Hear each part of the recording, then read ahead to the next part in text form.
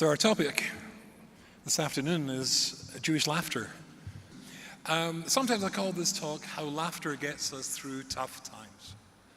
Now, this actually happened to me just recently, and I was astonished. Somebody said, apart from Purim, Jewish people don't seem to laugh a lot.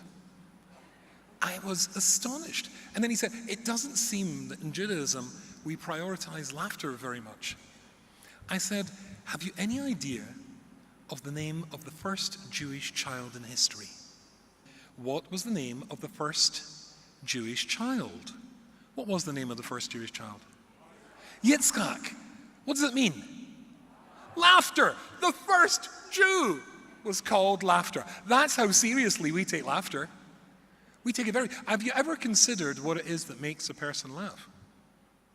Now, this has been discussed by some of the ancient Greek philosophers. Some of the German philosophers discussed what makes us laugh, which is a bit of a contradiction, really. As Mark Twain says, you can discover and dissect what makes us laugh, but it's a bit like dissecting a frog. At the end of the process, you know what makes it work, but you're left with a dead frog. And so to explain what makes us laugh, there is a well-known English comedian, and I always forget his name, his real name, but you may know him as Mr. Bean. What's he called? Rowan Atkinson. Now, Rowan Atkinson, like almost every extremely funny person I've ever come across, worked with, have you heard of John Cleese? So we once did a TV thing together.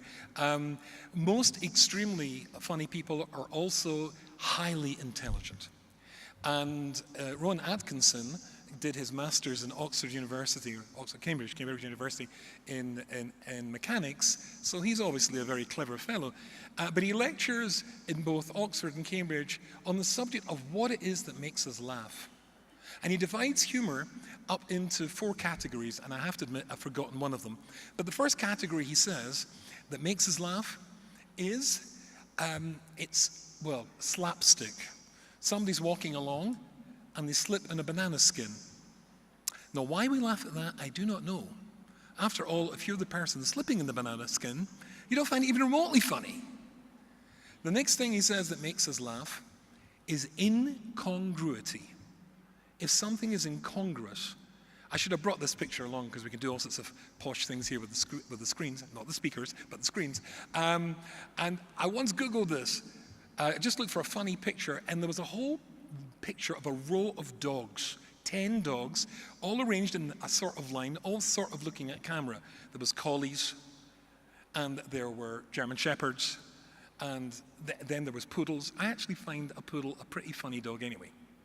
I can't take a poodle seriously as a dog. You know, all the curls, woof, I just, you know. 5 dogs on one side, 5 dogs on the other, and right in the middle, staring at the camera, was a cat. And it just looked so weird and so incongruous that it sort of makes you laugh. But the thing that generally makes us laugh the most is the unexpected. And if you consider, what do we call that part of the joke that actually gets us laughing? The punchline. It's the punchline, and it's like a punch, boom. You don't see it coming, and it just hits you. It's normally the punchline that really gets us laughing. And if you've got a sense of humor, it can get you out of some difficult situations. A number of years ago, in Manchester in England, one of the largest shuls in Manchester is called the Shrubberies Shul. And they were, how should I put this tactfully, in between rabbis. In other words, they fired the previous guy and they were looking for a new guy. And they approached me and they asked me if I would consider becoming the new rabbi, thus demonstrating that they at least had a sense of humor. I don't have the tact and diplomacy. I did it for 4 years. It's not my thing. However, they had a problem. It's a traditional Orthodox synagogue, United Synagogue in England. And they had a problem. They had 6 consecutive bar mitzvahs coming up. And it's a sort of shul that if the rabbi doesn't address the bar mitzvah boy, well, he's not really bar mitzvah. So they asked me, would I step in and bar mitzvah these boys? I said, sure. So I turned up at 9 o'clock on the first Shabbos morning, Saturday morning. The president of the shul was waiting outside, top hat, waiting to greet me, and he took me to the front to the rabbi's box. Now, because I speak all over the world, you'll get this because you're South African and you've been afflicted with England. But in America, when I say they take me to the rabbi's box, people are completely confused. You see, in America, you've got the Aron HaKodesh, the Ark. On the left-hand side, the rabbi's seat. On the right-hand side, the guest rabbi's seat. And that's it. But of course, in England, the rabbi's seat is encased in a wooden box. Some of the boxes open at the front, some of them open at the side. And I have to tell you the honest truth, I've never understood this. Where did this custom evolve from? Why are the English so keen to put their rabbis in wooden boxes? Let's face it, he's going to be in a wooden box soon enough. Why they're trying to speed up the process, I've never really understood. So he took me to the front and I went into the rabbi's wooden box. And of course, if you've got an astute mind, you will have probably already worked out that the wooden box was clearly and obviously must have been constructed according to the dimensions of the original rabbi who was in situ when they built that synagogue. And it was quite obvious to me as I sat there with my knees under my chin that original rabbi was obviously a dwarf. This guy could have got a job as an extra in The Lord of the Rings. Anyway, the synagogue started to fill up. And then the rabbi came up to me and said, Rabbi Rubinstein, the chairman, president, would you escort the Sefer Torah in its journey to the Bima? And I said, yeah, no problem. So I came out the box, levered myself out, and we went through. It was Shabbos. By this time the show was almost completely full. And you know what it's like, good Shabbos, good Shabbos. I'm sure the actual rabbi probably hated half of the congregants, and they hated him, but it's good Shabbos, good Shabbos. I went onto the bima, back to the box. And then he came up to me again, and he said, we would like to give you an aliyah, call you up to the Torah. What is your Hebrew name? Yehuda Yonah ben Avraham. So they called me up, and I went out the box, back to the bima, back to the box. And then they came back and said, would I say the prayer for the royal family and the state of Israel? I said, sure. Out of the box, onto the bima. Now at this point, there's 1,000 people there, 500 ladies, 500 guys. The chazan of the shul in those days, a South African old friend of mine called Bertie Sandler.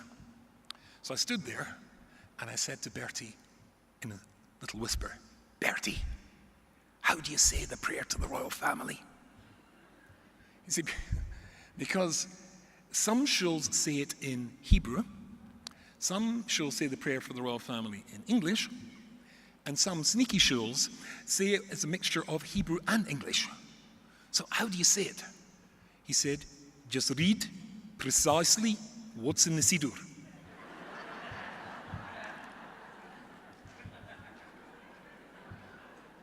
I said, yeah, Bertie, but how do you say it? Just read precisely what's in the Siddur. They announced the prayer for the royal family. Everybody stood up. I opened the Siddur. He who gives salvation unto kings and dominion unto princes, whose kingdom is an everlasting kingdom, may bless our sovereign lady, Queen Elizabeth. Elizabeth, the Queen Mother, because the Queen's mother was still alive then. Philip, Duke of Edinburgh. The Prince and Princess of Wales. The problem was, she was dead. Princess Diana had tragically died in that car crash in the tunnel in Paris. Wasn't my fault. He told me to read precisely what was in the Siddur. It's not my fault they haven't taken it out from the blinking Siddur. There was an incredibly interesting reaction from the people in the synagogue. 1,000 people. It wasn't an explosion of laughter. It was an implosion of laughter. And that's a very funny sound when 1,000 people all go, You see, because they didn't want to laugh, because first of all, they liked me. Second of all, they knew I was doing them a favor by being there. And third of all, they knew that I didn't know what I was doing. And so I smiled at my friend Bertie from South Africa. And he smiled back. And I went back off the bima into the box. At this point, I would have been very happy if somebody had nailed it down.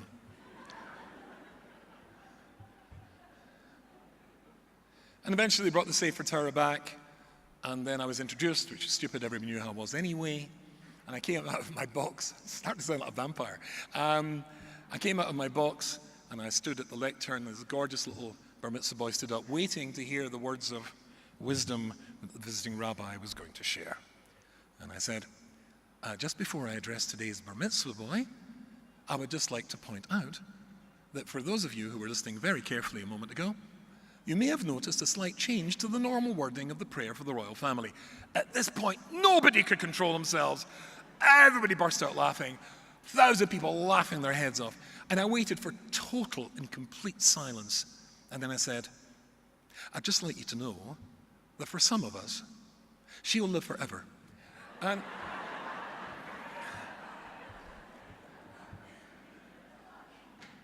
of course, at that point, I was off the hook. So if you've got a sense of humor, it can really get you out of some tricky situations. And I remember the first time I was ever invited to go and lecture in Switzerland. Now, I'd always wanted to see Switzerland because I heard a rumor that they do mountains there. And being Scottish, I like mountains. So I immediately said yes to the invitation. And after I said yes, a week later, I received a message from a cousin of the organizers, it was to be a university student weekend, that they wanted a tape of one of my lectures, one of my shiurim. And I thought to myself, that's a bit upside down. You find out whether the guy can speak before you issue the invitation, and he said yes, not afterwards. But I thought perhaps they just want to see the cultural differences. So I sent off 2 tapes. One was a videotape. Do you remember videotapes? I sent off a video cassette of me talking to university students, which of course, lots of humor, laughter, jolly, and an audio cassette of me giving a serious shiur, because I can occasionally do that as well. I sent these off, and a week later, I got a phone call. And I picked up the phone, and a voice said, "Hello, is this Rav Rubinstein?" And I said, "Yes." "Hello, Rav Rubinstein. This is Mark, phoning from Zurich." I said, "Hello, Mark." "Hello, Rav Rubinstein. Rav Rubinstein, it's about the video you sent." I said, "Yes." "And we liked it very much. But when you come to Zurich, no humor, please." "Und?" There was an "und." "Und? You mustn't become friendly with the students." Because in German culture, a rabbi is aloof. "Und?" Another "und." "Und no Yiddish." Because to a German ear, Yiddish sounds a bit like somebody saying, "Hello, it's wonderful to be here." You know, it's fine, it's just a little bit different. And so I thought, how am I going to do this? As you probably noticed, I have a sense of humor. I'm not an aloof sort of rabbi. And I learned in yeshiva for 7 years in Yiddish. So sometimes a Yiddish word pops out, amol. And how am I going to get through this? So maybe I shouldn't tell you this.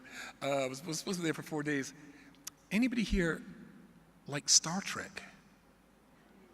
I'm talking the original Star Trek. I'm talking when Vulcans were Jewish. So I spent 4 days pretending to be Mr. Spock. And somehow I get through the Shabbaton, and then on Sunday night, the frum ladies of Zurich heard I was in town, and they asked me to give a serious shiur. This time it was to be in Yiddish. The organization is called the Agudas Fraugruppen, which actually sounds like a panzer division from the Second World War.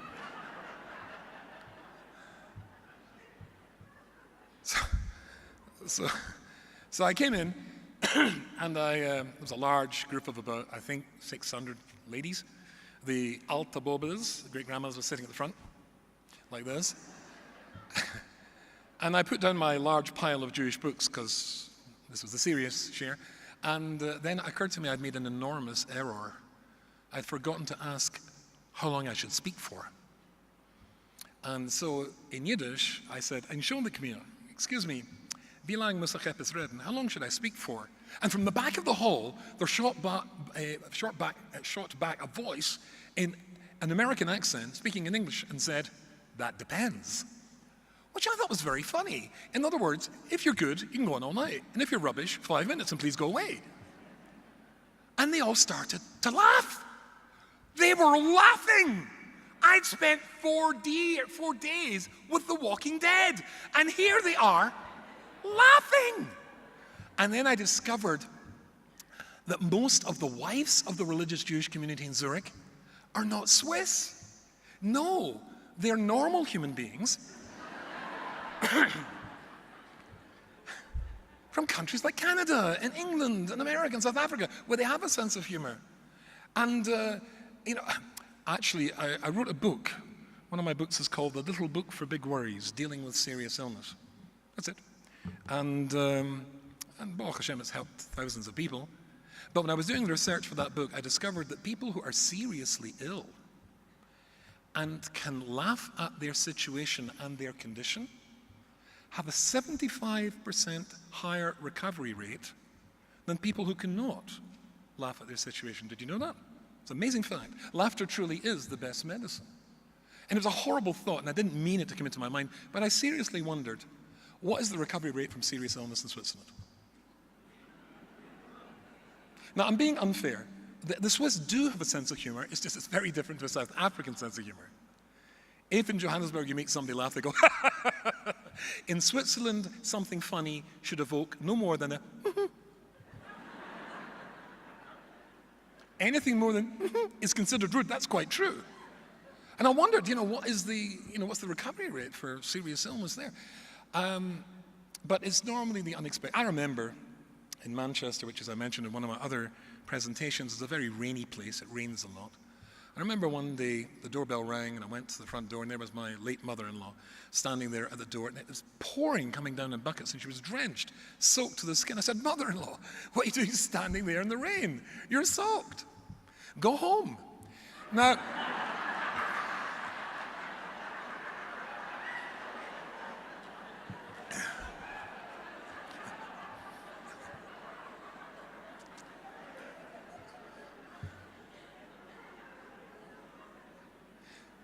yeah, it's the unexpected that makes us laugh. I mean, you expected me to say, "Mother-in-law, you're soaked, come in," but that's only because you never met my late mother-in-law.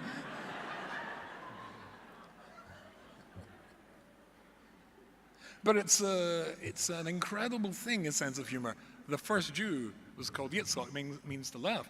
And there's a famous piece of Talmud. I've got to share this with you.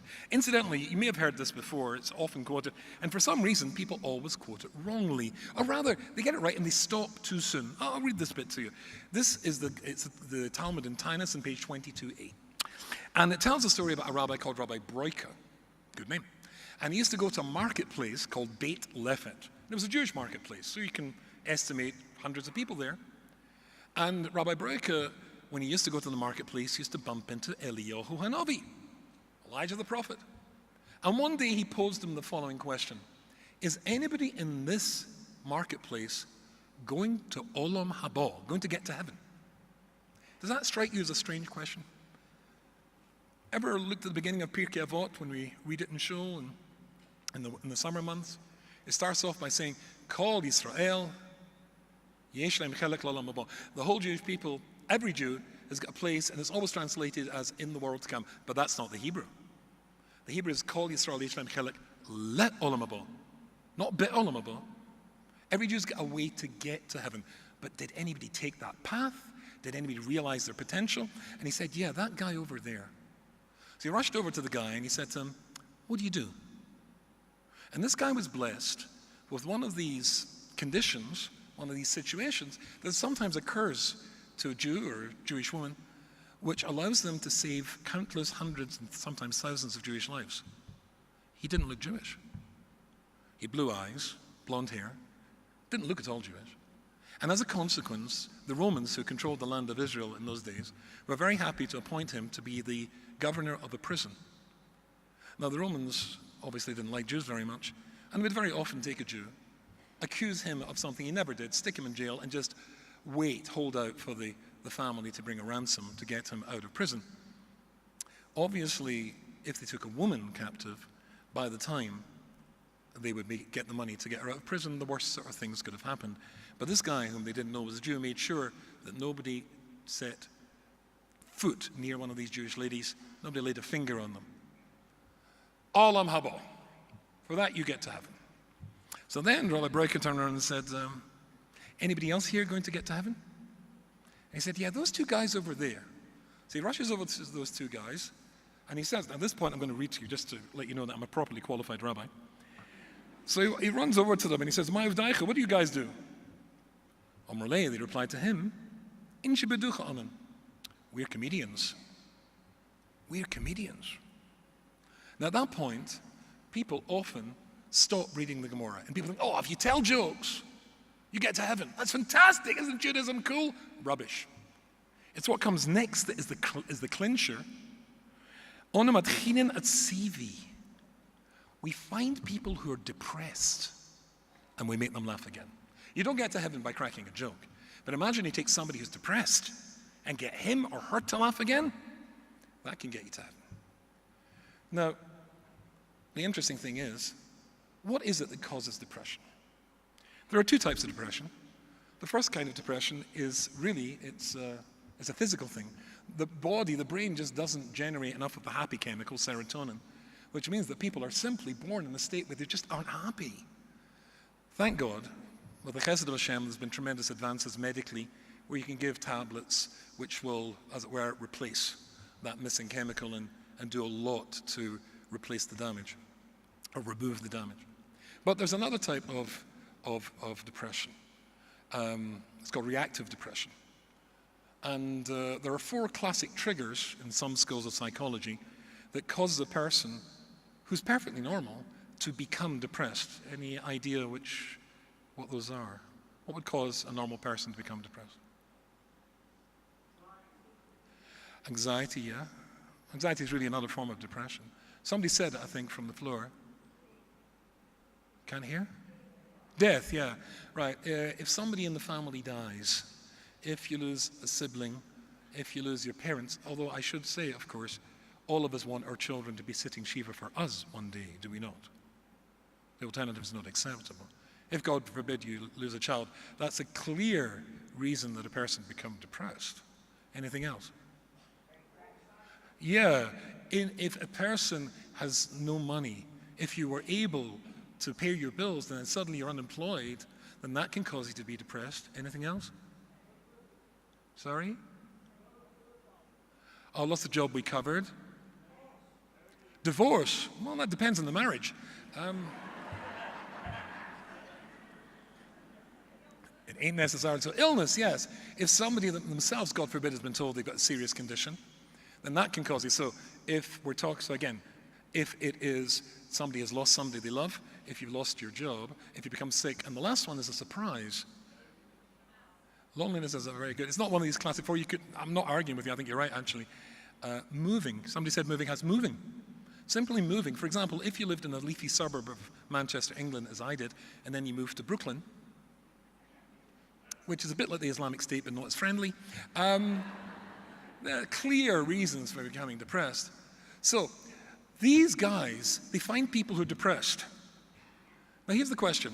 What did the 2 guys do to find somebody, to take somebody who had lost a child or lost their income or lost their health or moved to Brooklyn? What did they do in order to change their situation? Rashi says something mysterious. Rashi says there that these 2 guys were, I'll read to you the Hebrew, Smeichim and Mesamchim b'nei Adam. We were jolly, happy, and made other people happy. Another commentator on the side, somebody called Rabbi YY, he says it's slightly different. They had the verbal dexterity to make people laugh, but they don't say what they did. So what did these guys, rabbis always ask trick questions. This is not a trick question. What did these 2 brothers do? There were 2 brothers, by the way. What did these 2 guys do, these 2 brothers do to change the situation, or rather to change the state of somebody who was depressed? Somebody had lost a child, somebody who had lost his job, his health, or his home. What did they do to change the situation? Nothing. Absolutely nothing. They'd still lost a child. They still lost their job. They still lost their health. They still lost their home. But how they looked at it, how they saw it, that was totally different. That was totally different. Are you interested in Kabbalistic Judaism? Hashem's name has got 4 letters, Yud, He, Vav, He. And the Kabbalistic books say that God created the universe with the 4 basic elements, which is fire and water, earth and air. Those 4 basic elements parallel a letter of Hashem's name. One of the Hayes of Hashem's name stands for Haaretz. And it's the way of this world to pull us down. This world exerts gravity. It pulls us down, but not just physically, in so many other ways as well. But the other hay, he says, parallels fire.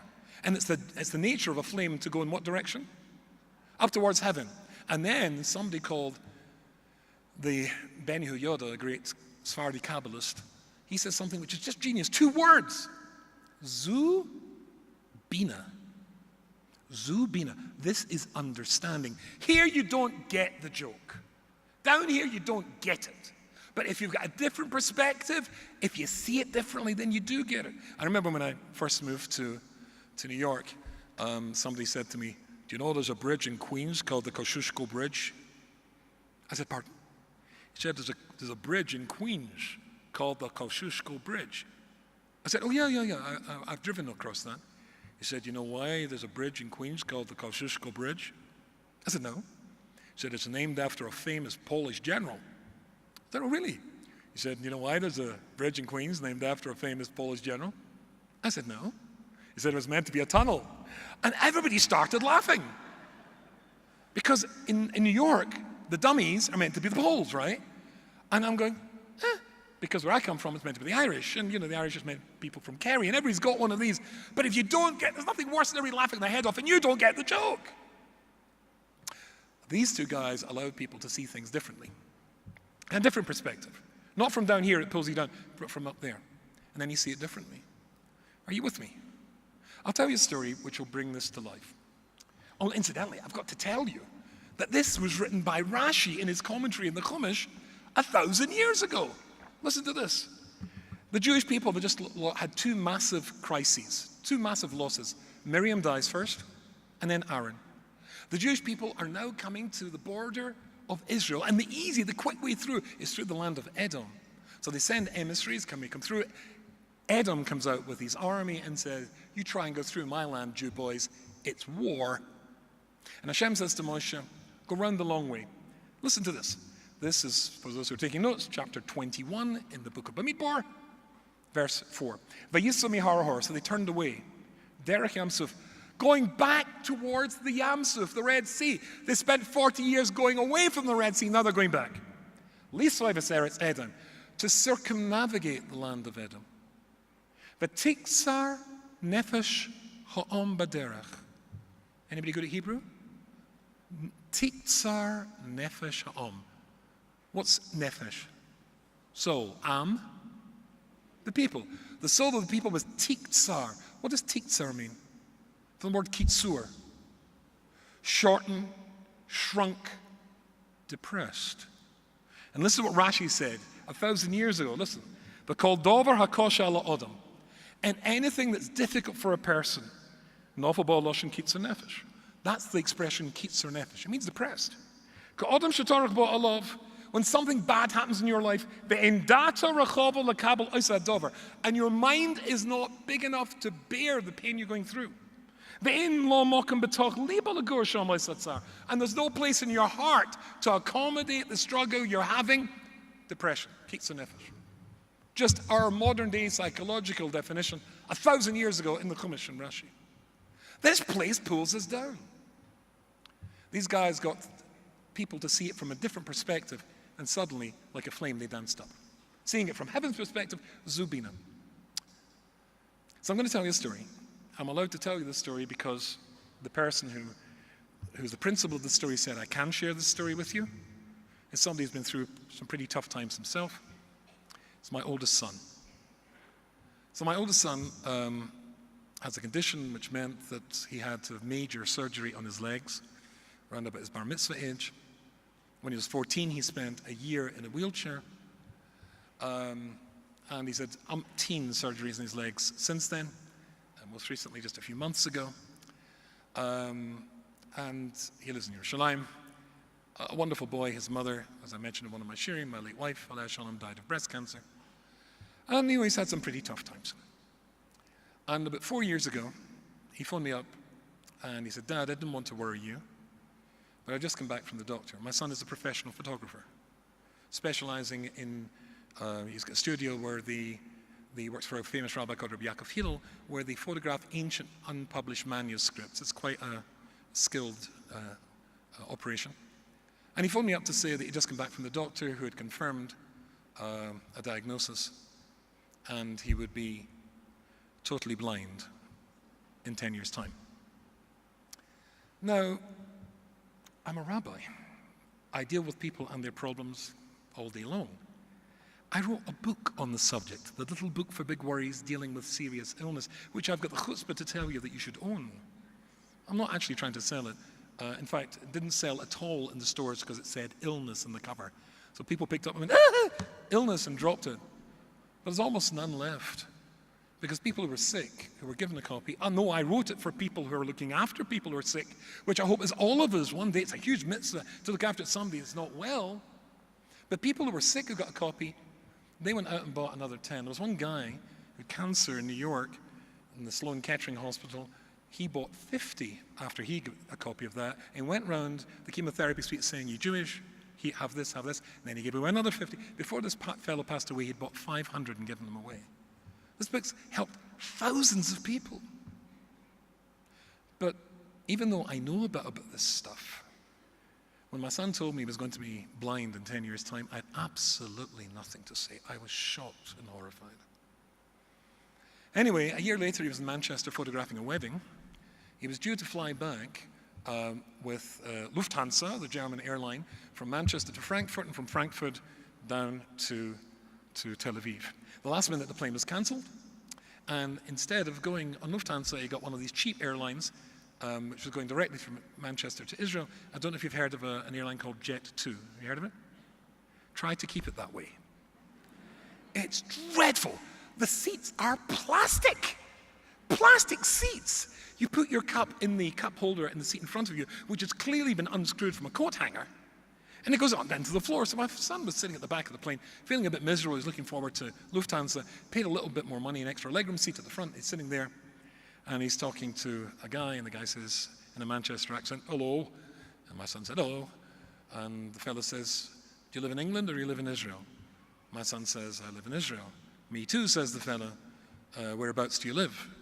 Jerusalem, Yerushalayim, my son said. I live in Renana, says the fellow. You were born in Manchester, he says to my son. He said, no, I wasn't actually born in Manchester. I was born in Gateshead, but I was brought up in Manchester. Oh, says the fellow, I know Gateshead very well, because when I was studying medicine at the University of Newcastle upon Tyne, which is just north, there's a river, River Tyne, north is the city of Newcastle, south is the town of Gateshead. He said, when I studied medicine at the University of Newcastle, I used to study every week with a very well-known rabbi. Have you ever heard of Rabbi YY Rubinstein, he said to my son. And my son said, yes, I've heard of him, that's my father. And so when my son realized that he was going to be sitting in a plane for 5 hours next to a doctor, well, Scottish and Jewish, free consultation, he started to tell him all about the problems he'd had with his legs and how his mother had passed away from breast cancer. And eventually, about the fact that then, in 9 years' time, he's going to be totally blind. And the doctor turned around to him and asked him what the condition was, and when he heard, said, well, as a matter of fact, you're wrong. I'm an eye specialist, and we developed a surgical technique about 18 months ago in which we put a hard lens inside the eye, which stops it changing its shape, which leads to the blindness. And I'll do that operation for you. Now, I have to be very careful what I say now. My wife says that I've got to be careful here. I don't want you to think that I have an ego problem. In fact, I think probably I would say about myself, I deserve less of an ego problem than almost anybody else on the planet. However, I can honestly tell you that I have been incredibly blessed and fortunate in my career to have addressed, well, if you teach one Jew one bit of Torah, technically you become their rabbi, you're their Rebbe. When I was the rabbi at Manchester University and the universities of the northwest of England for 25 years, I looked after 3,000 Jewish students. So if you do the maths, that's quite a lot. I teach all over the world. I'm speaking to, what was it, 1,000, 2,000, I can't see how many out there. When I spoke in Binyani Alma, the big music hall, concert hall in Jerusalem, a few years ago there was 5,000 women there. It would be fair and honest to say that I technically have thousands, tens of thousands of Talmidim all over the world. But this doctor sitting next to my son in the plane was the first boy I ever taught. My first ever Talmud.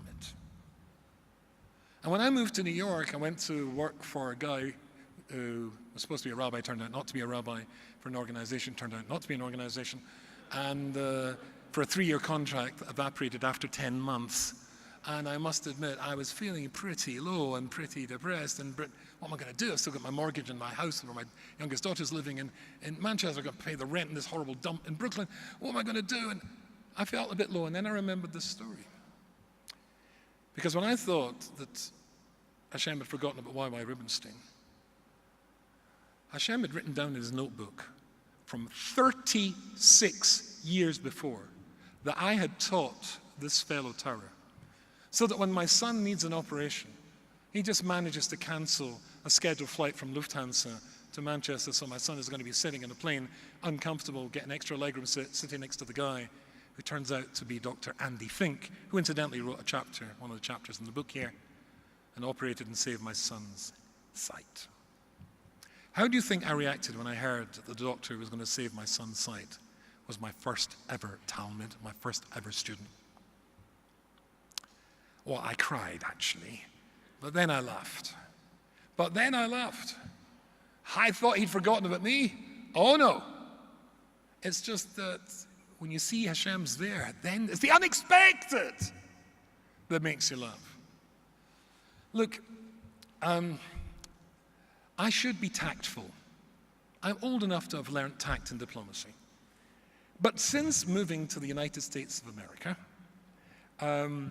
I should keep my mouth shut, but I hear people in New York saying that during the summer, or the upcoming summer vacation, they're saying this roundabout now, they intend to spend the summer in the mountains. By which people in New York mean what? The Catskills, right? So I should shut up, but I can't. And I say, I'm sorry, I'm Scottish. The Catskills are not mountains. The Catskills are hills. In fact, the Catskills are not even hills. The Catskills are pimples. I do not know what you're wearing on your feet just now, particularly the ladies. If you've got high heels, that's okay. That'll be good enough to get you to the top of a Catskill. But if you want to climb to the top of a Scottish mountain, then I can assure you you're going to need some serious climbing boots. And if you want to get to the top of a Swiss mountain, you're going to need some serious professional gear. But if you want to get to the top of the highest mountain in the world, Everest, then you need a team of supporters to get you there. What are they called? Sherpas. I love that. It sounds like the Yiddish word schleppers, which is exactly what they do. Any idea how many in an average team of Sherpas to get one guy to the top of Everest? 50. 10 make a base camp. Then 40 go with you to the next stage. Another camp. Leave 10 people there. And then 30 go to the next, and the next, and the next. Eventually you get to the top. The higher the mountain you have to climb, the more help you need to get to the top. When I was a boy growing up, my parents had a TV, and there was a film I remember seeing called Fiddler on the Roof. Have you ever seen that film? There's a song in the film, I can't remember exactly how it goes, but it's called If I Was a Rich Man, doidy doidy doidy doidy, doidy doidy doidy doidy. And I can't remember exactly how it goes, but one of the lines is, if I was a rich man, people would come and ask me for advice all day long. Something like that. I think what Jewish people have done particularly wonderfully and successfully, long before giving advice became a multi-trillion-dollar industry with psychoanalysts and psychologists and psychiatrists and counselors and now life coaches, whatever they are, Jews have been very good at turning around to other Jews and asking for help. And you will always get it, because there's always a Jew who's going to help another Jew. Jews are a beacon that shows what humanity should be, helping other Jews. But never try and climb a mountain on your own. The higher the mountain, the more help you need to get to the top. You can even find somebody who will not only get you to the top, but smile and laugh as you're getting up, and certainly laugh when you come down the other side. Because when you see it differently, when you have a different perspective, when you don't see it from the world down here, it's the unexpected and you start to laugh. And when you start to laugh, you start to recover. And laughter in Judaism is absolutely programmed, hardwired into our DNA. After all, the first Jewish child was called Yitzchak, which means laughter.